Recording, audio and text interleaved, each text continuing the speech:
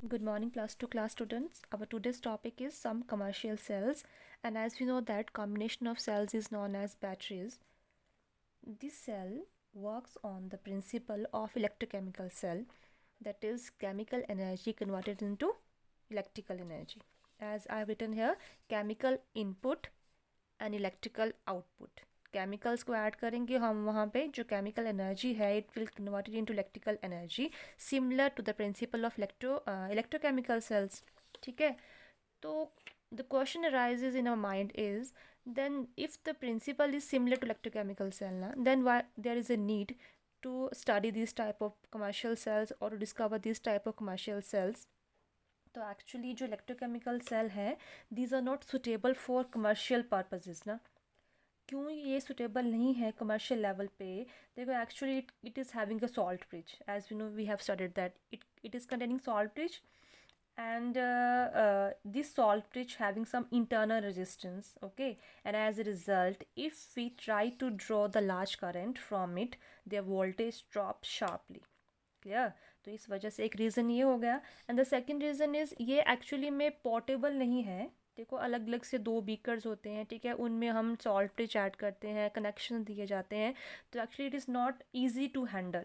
इसको हम रफली हैंडल नहीं कर सकते और ये पोर्टेबल भी नहीं है, कॉम्पैक्टनेस में भी ये लैक करता है. ठीक है, तो ये कुछ इसके ड्रॉबैक्स हैं जिस वजह से हम इलेक्ट्रोकेमिकल सेल को कमर्शियल लेवल में यूज़ नहीं कर सकते. और इसी वजह से हम क्या करते हैं, हम जो है कमर्शियल लेवल में बैटरीज़ को यूज़ करते हैं, कमर्शियल बैटरीज जिनको कहते हैं हम. ठीक है, actually we having 3 types of commercial cells, primary, secondary and fuel cell.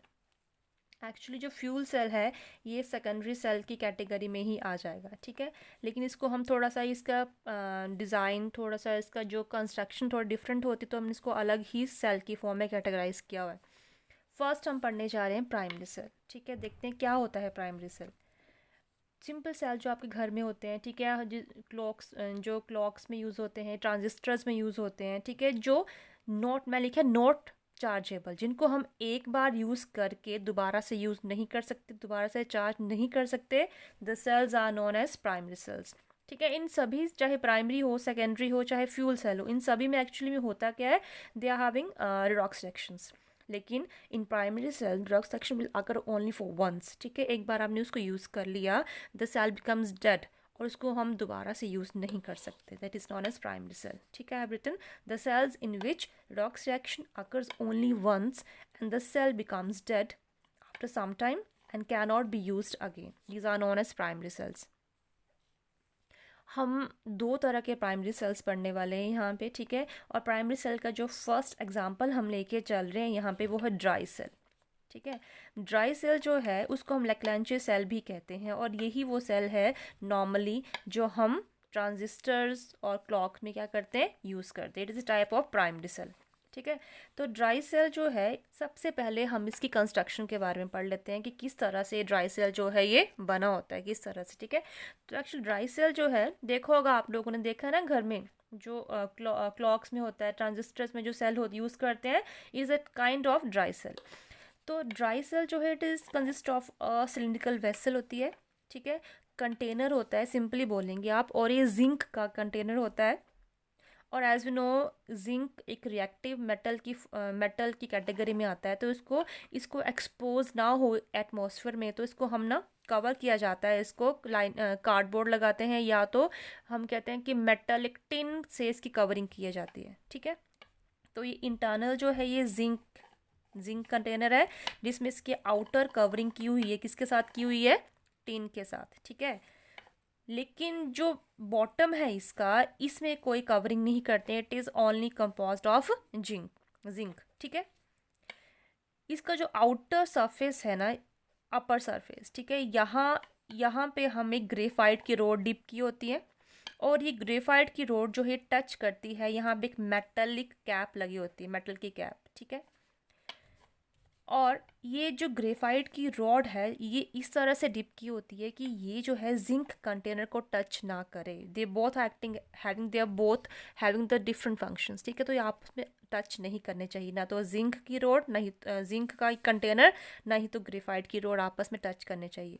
ठीक है, फिर ये जो ग्रेफाइट की रोड है, ठीक है, इसको और हमने जिंक को एक्चुअली में ना एक ट्रांसपेरेंट कहेंगे, एक ना पोरस मेम्ब्रेन से सेपरेट किया होता है, डिफ्रेंशिएट किया होता है। और ये वही मैंने ये जो डॉटेड लाइंस की फॉर्म में ये पोरस पेपर की लाइनिंग लगी होती है, ठीक है।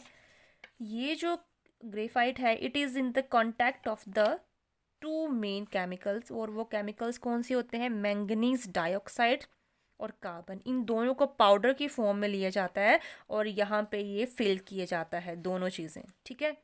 और उसी के साथ यहाँ पे जो बाहर है, आउटर सरफेस है, ये वाला सरफेस, यहाँ पे हम जो है वो किसका पेस्ट जो है वो डाला जाता है?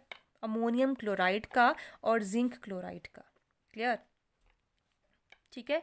अब ये जो जिंक के कंटेनर है ना, यहाँ पे तो बाहर से इसको कवर किया है, लेकिन इसका बॉटम जो है still it having a zinc container, ठीक है। और ये जिंक जो है, अगर आपने देखा होगा, ठीक है, सेल्स देखे आपने, तो जिंक नीचे से ये नेक्ड होता है, यहाँ पे कोई कवरिंग नहीं होती है, तो ये जो है ये बिहेव करता है एज अ एनोड।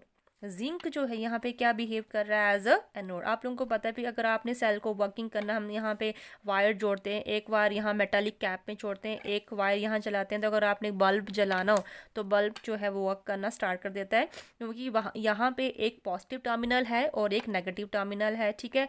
और जो हमारे पास नेगेटिव टर्मिनल है वो यहाँ पे जिंक है, एक्टिंग एज अ अनोड। और पॉजिटिव टर्मिनल ये जो कैथोड है, ये जो ग्रेफाइड रोड है connect to the metal, it is having positive terminal acting as a cathode, ठीक है। इस तरह से दोनों वर्क करते हैं, ठीक है। जैसे हमारे पास ये सेल्स हैं, ठीक है, ये है ड्राई सेल का एग्जांपल, ड्राई सेल है ये भी, ठीक है। यहाँ पे देखो, ये जो है ना, ये जो कंटेनर है, ये जो आउटर कवरिंग है, ये जिंक नहीं है, ये हमने टिन मेटल जो होता है उसकी कवरिंग की होती है, ताकि जिंक जो है ये एक्सपोज ना हो, because as we know zinc is reactive metal. और ठीक है, और ये जो इसका जो आउटर अपर सरफेस है, यहाँ पे मेटल की कैप लगी हुई है, दिख रही है आप लोगों को? मेटल की कैप लगी हुई है, ठीक है। और इसका जो बॉटम है ये नेक्ड है, और ये बॉटम जो है यहाँ पे, ये देखो आपको अगर दिख रहा है यहाँ पे, ठीक है, ये जिंक है, ये जिंक है यहाँ पे, ठीक है। और ये बिहेव करता है as a anode having a negative charge. और ये जो मेटल कैप है, it is connected to the graphite rod, और ये बिहेव करता है एज अ पॉजिटिव टर्मिनल, ठीक है। और इसके अंदर जो है एक्चुअली में ग्रेफाइट की रोड है, ठीक है। और ग्रेफाइट की रोड जो है वो, उसको हमने किससे फिल किया? उसकी सराउंडिंग में हमने क्या किया? ऐड किया है मैंगनीज डाइऑक्साइड और कार्बन का पेस्ट लिया है, ठीक है। बीच में पार्टीशन किया है पोरस, और उसके बाद जो जिंक है वो किसके कांटेक्ट में है एक्चुअली में? वो किसके कांटेक्ट में है? अमोनियम क्लोराइड का पेस्ट और जिंक क्लोराइड का paste. This is about the construction of dry cell, ठीक है। यहाँ पे मैंने यही जो आपको एक्सप्लेन किया है, मैंने वही जो है ये लिखा हुआ है सारा का सारा। Clear? This is about the work construction of dry cell. अब हम इसकी वर्किंग के बारे में पढ़ने वाले हैं, ठीक है। वर्किंग किस तरह से होगी? अच्छा, वर्किंग से पहले इसकी जो वोल्टेज कितनी, इसकी आउटपुट वोल्टेज कितनी रहती है? तो ये ड्राई सेल जो है, इसकी आउटपुट वोल्टेज रहती है 1.25 टू 1.50, इसकी ये रेंज है आउटपुट वोल्टेज की, ठीक है, ड्राई सेल की। अब हमने वर्किंग के बारे में इसके पढ़ना है, ठीक है। वर्किंग किस तरह से ये काम करता है हमारे पास ड्राई सेल। तो देखो यहाँ पे ना, ये जो zinc container acting as a anode, तो पहले देखते हैं कि एनोड पे क्या होता है। एनोड पे बच्चे आप लोगों को पता है हमेशा क्या होती है एनोड पे? एनोड पे होती है हमेशा ऑक्सीडेशन, ठीक है।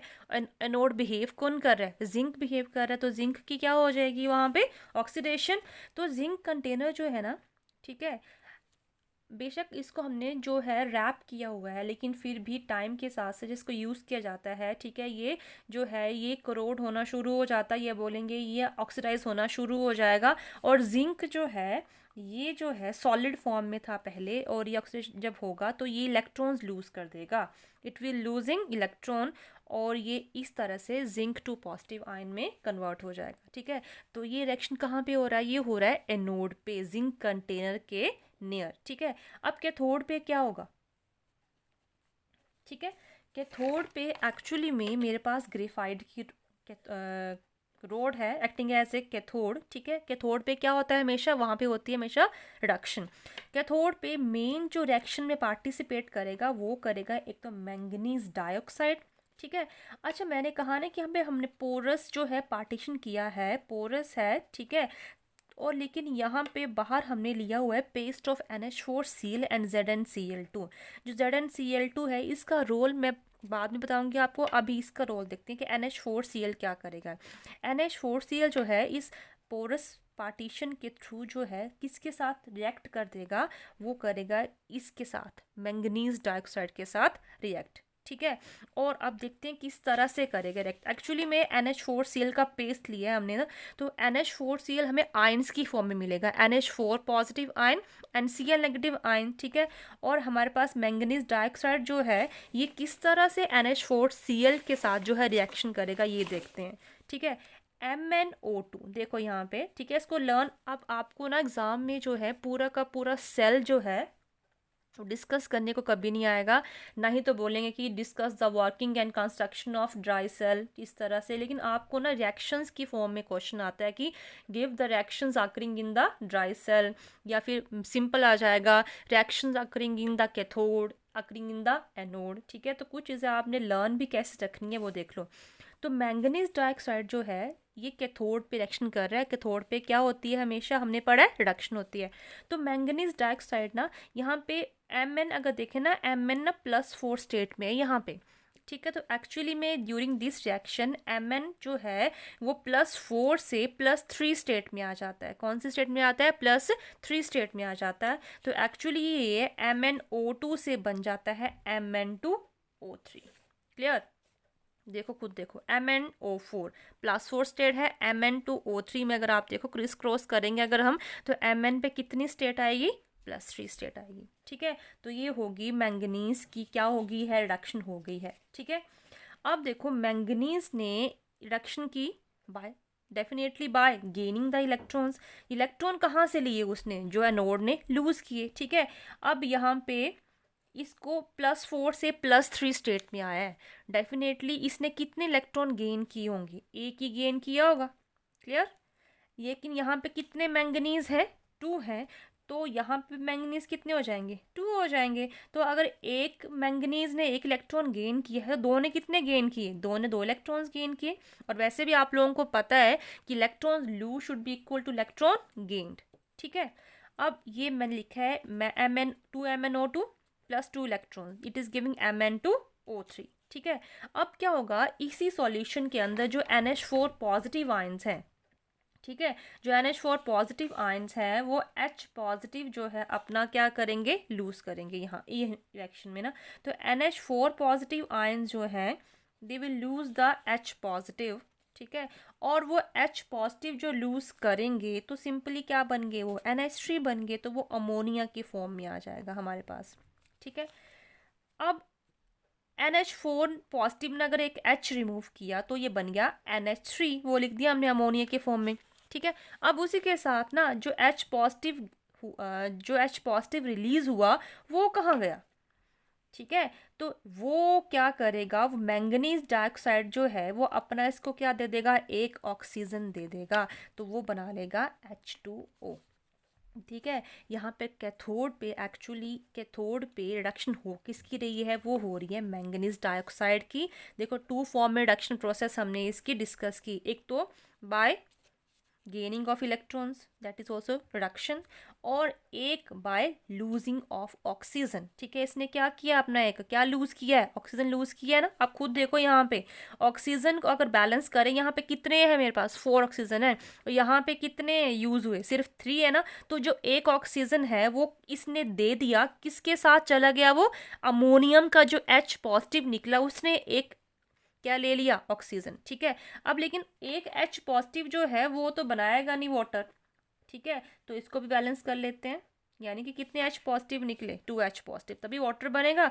अगर 2 अमोनियम है तो अमोनिया पे कितने ले लेंगे हम, 2 अमोनिया ले लेंगे। ठीक है, तो ये है बच्चे पूरा इसका रिएक्शन, कैथोड का रिएक्शन और एनोड का रिएक्शन। ठीक है, अगर आपसे पूछे what is the overall reaction, तो आपने क्या करना है, इसको सिर्फ आपने इसको ऐड करना है, दोनों एनोड और कैथोड को, लेफ्ट हैंड साइड वाले लेफ्ट हैंड साइड की तरफ, राइट हैंड साइड वाले राइट हैंड साइड की तरफ, और जो कटता है वो हम काट देंगे, एज यू नो इलेक्ट्रॉन्स तो कट जाएंगे, और उसके बाद जो बाकी है वो हम एज सच लिख देंगे। ठीक है, तो ये हमारे पास आ जाएगा ओवरऑल रिएक्शन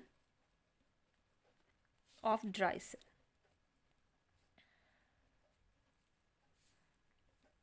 क्लियर? तो ये हमारे पास इस तरह से रिएक्शन आ गया। ठीक है। अच्छा, आप लोगों ने देखा यहाँ पे कि हमने सभी केमिकल्स यूज़ किए यहाँ पे, लेकिन हमने ZnCl2 तो यूज़ किया ही नहीं किया ना आपने यूज़। तो इसका क्या रोल है यहाँ पे, इसको हमने क्यों लिया यहाँ पे, तो अब देखते हैं कि इसका क्या रोल है। देखो, आप लोगों ने देखा कि ड्यूरिंग द ओवरऑल रिएक्शन हमारे पास यहाँ पे अमोनिया गैस निकली है ना। और अमोनिक गैस है, और गैस की नेचर क्या होती है, वो हमेशा का अपवर्ड डायरेक्शन में चलती है ना, ऊपर की तरफ जाएगी। अब देखो, ऊपर की तरफ जाएगी वो इस सेल में, ऊपर जाएगी डेफिनेटली, वो स्ट्राइक करती है, जहाँ जहाँ पे जाती है वहाँ पे स्ट्राइक करती है, प्रेशर क्रिएट करेगी। तो अगर ये प्रेशर क्रिएट करेगी मेटालिक कैप के ऊपर, सरफेस पे प्रेशर क्रिएट करेगी, तो ये अगर ज़्यादा अमोनिया गैस लिबरेट हो जाए तो ये जो है पूरा का पूरा सेल जो ये बर्स्ट भी हो सकता है। ठीक है। तो इस वजह से ये अब इसका रोल क्या स्टार्ट होता है, जिंक क्लोराइड का ये क्या काम करता है, इस अमोनिया को ट्रैप कर लेता है। ट्रैप कैसे कर लेता है, ये जो जेडन जिंक क्लोराइड है, इसमें से ये जिंक आयन जो है, ठीक है, ये अमोनिया के साथ मिलके ना बच्चा, ये एक कॉम्प्लेक्स की फॉर्म में ये वाला कॉम्प्लेक्स बना लेता है अमोनिया के साथ मिलके। ठीक है। अब जो कॉम्प्लेक्स होते हैं दीज आर सॉल्युबल, तो ये सॉल्युबल रहेगा और ये सॉल्यूशन के अंदर ही रहेगा। और जो गैस थी अमोनिया, जो गैस लिबरेट हो रही थी, वो किस में कन्वर्ट हो जाएगी, कॉम्प्लेक्स की फॉर्म में कन्वर्ट हो जाएगी। And there is no any danger of explosion. ठीक है। आप एक्सप्लोजन होने का कोई हमें डर नहीं है, क्योंकि अमोनिया गैस हमने क्या की है, इसको हमने कन्वर्ट कर दिया है कॉम्प्लेक्स की फॉर्म में। ठीक है। This is about the dry cell. ठीक है। अच्छा, एक क्वेश्चन भी आ जाता है आपको कि ड्राई सेल जो है इसकी लॉन्ग लाइफ नहीं होती है। ठीक है। क्योंकि इसमें ना एक्चुअली में हमने एक एसिड यूज़ किया है। एसिड पता कौन सा यूज़ किया है, NH4Cl। और वो क्या करता है, एसिड ना जिंक कंटेनर को कोरोड कर देता है। और अगर आप देखोगे तो अगर ड्राई सेल को यूज़ भी ना करो, तो अगर इसको आप ऐसे ही रहने दो, काफ़ी दिनों तक रहने दो, तब भी इसकी वर्किंग स्लो हो जाती है और धीरे धीरे ये डेड हो जाता है। क्यों हो जाता है, क्योंकि जो इसमें NH4Cl है it is acidic in nature, और ये मेटल जो जिंक मेटल है इसको कोरोड कर देता है। ठीक है। इस वजह से dry cell do not have a long life. ठीक है। This is all about the dry cell. यहाँ से क्वेश्चंस क्या बन सकते हैं, एक तो अभी मैंने बताया कि ड्राई सेल जो इसकी लॉन्ग लाइफ क्यों नहीं होती है, दूसरा मैंने क्या बताया, what is the function of zinc chloride here. ठीक है। और क्वेश्चन क्या बन सकता है, reactions occurring at the cathode and occurring at the anode. Now of second primary cell is mercury cell. ठीक है। मर्करी सेल भी जो है प्राइमरी सेल का है एग्जांपल लेके चल रहे हैं हम। ठीक है। और मर्करी सेल को हम रूबिन मैलरी सेल भी कहते हैं। ये जो सेल है, ये सेल जो है रिस्ट वॉचेस में, हियरिंग डिवाइस जो होते हैं, ठीक है, एक्चुअली ये लो करंट डिवाइसेस में ये सेल जो है यूज़ होता है। ठीक है। जैसे कि वॉचेस है, जो हियरिंग डिवाइसेस होते हैं उनमें। ठीक है। इसकी जो आउटपुट वोल्टेज रहती है it is more as compare to dry cell, it is 1.35 volt. अच्छा, इसमें एक क्या चीज़ है, नहीं, ड्राई सेल की वोल्टेज जो थी वो उसकी रेंज थी 1.25 टू 1.50। ठीक है। वो फ्लक्चुएट कर रही थी उस दो रेंज के बीच में ना।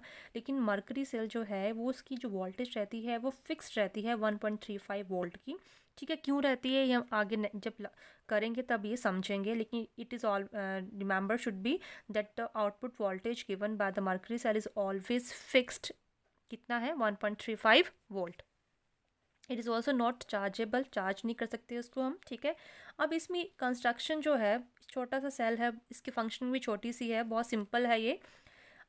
अब ना ड्राई सेल में हमने जो एनोड लिया था दैट वाज जिंक कंटेनर। ठीक है। यहाँ पे जिंक एमलगम लेते हैं, amalgam zinc amalgam means alloy of zinc mixed with mercury. ठीक है। और कैथोड जो हम लेते हैं वो हम लेते हैं मर्क्यूरिक ऑक्साइड प्लस कार्बन, और बीच में जो हम पेस्ट ऐड करते हैं वो ऐड करते हैं पोटेशियम हाइड्रोक्साइड और जिंक ऑक्साइड का पेस्ट। ठीक है। यानी कि ये हमारे दो क्या हो गए, यहाँ पे इलेक्ट्रोलाइट्स हो गए जो कि आयंस की फॉर्म में हमें इस सेल में मिलते हैं। ठीक है। अब यही वही मैंने कंस्ट्रक्शन बनाया है। ठीक है। क्या है ये, जिंक अमलगम का सेल है, कंटेनर जिंक अमलगम का है। ठीक है। और बीच में जो है यहाँ पे फिर से हमने जो रोड लेनी है वो कार्ब ग्रेफाइट की रोड लेनी है, ठीक है। और इसमें हमने डाल देने हैं मर्क्यूरिक ऑक्साइड और कार्बन इसके कांटेक्ट में, और साथ में ही क्या ले लेना है, पोटेशियम हाइड्रोक्साइड और जिंक ऑक्साइड ले लेना है, ठीक है। अब इसकी वर्किंग को समझते हैं। एनोड पे there is always oxidation, as we know that. Anode अब कौन बिहेव कर रहा है, जिंक एमलगम, ठीक है। एमलगम, देखो मैंने यहाँ पे सिर्फ जिंक लिखा है, अगर आप जिंक किसी भी मरकरी का जब भी कोई एलॉय हम लिखते हैं ना बच्चों, उसके लिखने का तरीका क्या होता है, सिर्फ मैंने कहा जिंक एमलगम, तो जिंक/Hg। मैंने बोला सोडियम एमलगम, तो आप लिखोगे Na/Hg, ये मतलब हुआ these are the alloys of mercury, ठीक है। Alloys of sodium and mercury, alloys of zinc and mercury, ठीक है। तो रिएक्शन में मैंने Hg नहीं लिखा है बिकॉज रिएक्शन में वो अमलगम की फॉर्म में जब होगा तो वहाँ पे पार्टिसिपेट नहीं करेगा, वहाँ पे सिर्फ जिंक ही जो है वो पार्टिसिपेट करेगा, ठीक है। तो यहाँ पे क्या हो रहा है, जिंक जो है देखो यहाँ लिखा है ऑक्सीडेशन, तो जिंक की क्या हो जाएगी oxidation, as we have started in +1 standard, the oxidation may be in the form of loss of electrons और in the form of gaining of oxygen. तो एक्चुअली में क्या कैसे रखना आपने इसको याद कि यहाँ पे जिंक कंटेनर जो है एक्टिंग एज अ एनोड, वो जिंक ना इट विल गेन ऑक्सीजन, ठीक है। तो पहले इसको छोड़ दो सब कुछ, जिंक ने क्या गेन किया, ऑक्सीजन, वो क्या बना लिया उसने, जिंक ऑक्साइड बना लिया, ठीक है। अब जिंक जो उसने बनाया है ऑक्साइड, डेफिनेटली जिंक ऑक्साइड जब बनाया होगा तो जिंक पे देखो कितना चार्ज आएगा, ZnO पे चार्ज निकालना सभी को आता है, Zn पे 2 पॉजिटिव, O पे 2 नेगेटिव, तो 2 पॉजिटिव चार्ज का मतलब ये है कि जिंक ने 2 इलेक्ट्रॉन्स क्या किए हैं यहाँ पे, लूज किए, ठीक है। अगेन इट्स ऑक्सीडेशन प्रोसेस, तो दोनों चीज़ें हो गई हैं, गेनिंग ऑफ ऑक्सीजन भी और लॉस ऑफ इलेक्ट्रॉन भी, 2 इलेक्ट्रॉन्स लूज किए ना इसने, तो यहाँ पे लिख देंगे हम +2 इलेक्ट्रॉन्स राइट हैंड साइड में, ठीक है। अब ये छोड़ दो, वाटर छोड़ दो, OH नेगेटिव छोड़ दो, सिर्फ क्या आप रखो यार, जिंक ने ऑक्सीडाइज होना है bye gaining oxygen, and when it gained oxygen it will lose 2 electrons also, clear. अब सेकंड क्वेश्चन आपके दिमाग में आता है कि ऑक्सीजन कहाँ से लेके आए हम, जो इसने गेन की है, तो actually may be having a electrolyte KOH here, ठीक है। तो जो इलेक्ट्रोलाइट है हमारे पास यहाँ पे KOH, ठीक है, वो डिसोसिएट होकर यहाँ से OH नेगेटिव आयंस निकलेंगे, और वो OH नेगेटिव आयन जो है, ठीक है, OH नेगेटिव आयन जो है वो अगर पहले एक ही लेके चलो, वो इसको क्या देंगे, प्रोवाइड करेंगे, ऑक्सीजन प्रोवाइड करेंगे, ठीक है। होगी इसको ZnO मिल गया हमारे पास, लेकिन अब कौन रह गया, H पॉजिटिव रह गया ना। H पॉजिटिव जो है it will converted into water, लेकिन H पॉजिटिव को अगर वाटर में कन्वर्ट होना तो H2 चाहिए, that's why we have taken 2 OH negative, it will form H2O, ठीक है। बैलेंस्ड होगी क्वेश्चन हमारे पास, ठीक है। दोबारा से सुनो क्या हुआ, जिंक कंटेनर ने ऑक्सीडाइज होकर ZnO बनाया by gaining 1 oxygen here and after again also by losing 2 electrons here, ठीक है। ऑक्सीजन कहाँ से आया, जो OH नेगेटिव यहाँ पे इलेक्ट्रोलाइट की फॉर्म में है, ठीक है। OH नेगेटिव ने एक ऑक्सीजन दिया, एक बच गया, ठीक है। तो एक O बचा है, साथ में 2 हाइड्रोजन्स हैं, and they will combine, they will rearrange each other and it will form water. उसके बाद कैथोड की बात करते हैं। कैथोड पे क्या होती है हमेशा, ऑलवेज रिएक्शन इज देयर। अब यहाँ पे क्या होगा, कैथोड पे मेन किसका रिएक्शन होगा, मर्क्यूरिक ऑक्साइड का, इसने होना है रिड्यूस, ठीक है। अभी बाकी छोड़ दो आप सारा कुछ, HgO को देखो, ठीक है। जो HgO है मर्क्यूरिक ऑक्साइड है, इसने होना है रिड्यूस, तो यहाँ डेफिनेटली इसने क्या लूज करना है अपना, इसने लूज करना है अपना ऑक्सीजन, तो मर्क्यूरिक ऑक्साइड से ये सिंपल मर्करी बन गया। अच्छा, जब इसने HgO से ये Hg बना ना, तो देखो HgO में इसके ऊपर कितना चार्ज रहेगा, Hg2 पॉजिटिव, यहाँ पे सिंपल Hg है, डेफिनेटली इसने 2 इलेक्ट्रॉन्स गेन किए, तो वो इलेक्ट्रॉन्स कहाँ से आए, वो इलेक्ट्रॉन्स आए जो इसने यहाँ पे लूज किए हैं ड्यूरिंग ऑक्सीडेशन, ठीक है। तभी लिखा है मैंने 2 पॉजिटिव गेन करेगा, Hg2 positive will become Hg simple, clear. अब क्या हुआ, जब इसने ना ये Hg बना तो इसने क्या लूज़ किया, इसने लूज़ किया एक ऑक्सीजन, ठीक है। इसने क्या लूज़ किया, ऑक्सीजन लूज़ किया, और ये जो ऑक्सीजन है ये यहाँ पे जो वाटर लिबरेट हुआ है, ये ऑक्सीजन जो है 2 नेगेटिव होगा ना, यहाँ पे 2 नेगेटिव O पे चार्ज, तो 2 नेगेटिव जो है it will combine with, it will rearrange with water, और ये O2 नेगेटिव H2O जो है ये आपस में रीअरेंज होके बना लेंगे 2 OH नेगेटिव। खुद देखो 2O प्लस 1O, ठीक है, 2 हाइड्रोजन्स हैं और 2 क्या है मेरे पास, oxygen. They will rearrange each other and will form 2OH negative, ठीक है। तो ये एक्शन कहाँ पे हुआ, ये होगा कैथोड पे। अब ओवरऑल रिएक्शन क्या रहेगा यहाँ पे, 2 इलेक्ट्रॉन से 2 इलेक्ट्रॉन्स कैंसल, वाटर से वाटर कैंसिल हो गया, ठीक है, 2OH से 2OH कैंसिल। हमारे पास क्या आया ओवरऑल रिएक्शन, जिंक सॉलिड की फॉर्म में प्लस HgO गिविंग ZnO, जो राइट हैंड साइड में क्या है ZnO प्लस क्या आएगा, मरकरी लिक्विड की फॉर्म में। तो ये हमारे पास रहेगा इसका ओवरऑल रिएक्शन रहेगा, ठीक है। अच्छा, ये हमारे पास इसकी वर्किंग आ गई। मैंने क्वेश्चन आपसे स्टार्टिंग में डिस्कस किया था कि इसकी वोल्टेज जो रहती है ना वो फिक्स्ड रहती है। इट इज़ क्वेश्चन भी आया था एग्जाम में कि why mercury cell gives a constant voltage of 1.35, जबकि ड्राई सेल की वोल्टेज कांस्टेंट रही रहती है। तो एक्चुअली देखो आप ना, मैं आपको ड्राई सेल का रिएक्शन बताती हूँ। ड्राई सेल में एक्चुअली में जब रिएक्शन होगा ना आपके पास, ठीक है, तो ड्राई सेल में हमारे पास जो ओवरऑल रिएक्शन होगा उसमें आयंस की फॉर्म में रहेंगे हमारे पास। और जब भी आपके पास एंड में आयंस बच जाते हैं ना, तो आयंस की वजह से there is a fluctuation, there is no constant voltage. कभी भी पोटेंशियल जो है कांस्टेंट नहीं रहेगा अगर आपके पास सॉल्यूशंस में क्या है, बचे हुए आयंस भी हैं एंड में, ठीक है। तो सिंपल बोलेंगे यहाँ पे आयंस की वजह से there is no constant voltage here. आप देखो मरकरी सेल में क्या ओवरऑल रिएक्शन में आपके पास कोई आयन बचा है, यहाँ पे मॉलिक्यूलर फॉर्म में आपके पास रिएक्शन है, there is no formation of any ion, ठीक है। अगर आयन की, देखो आयन की वजह से होता क्या, एक्चुअली आयन की वजह से there is a change in the concentration, और देयर डेफिनेटली कंसंट्रेशन चेंज होगी तो पोटेंशियल भी क्या होगा, चेंज होगा। अब आयंस नहीं है, there is no change in the concentration, that's why this cell gives a constant potential of 1.35 volt throughout its life. Clear. तो we have discussed examples of mercury cell. First we discussed about dry cell and secondly we discussed about mercury cell. Clear?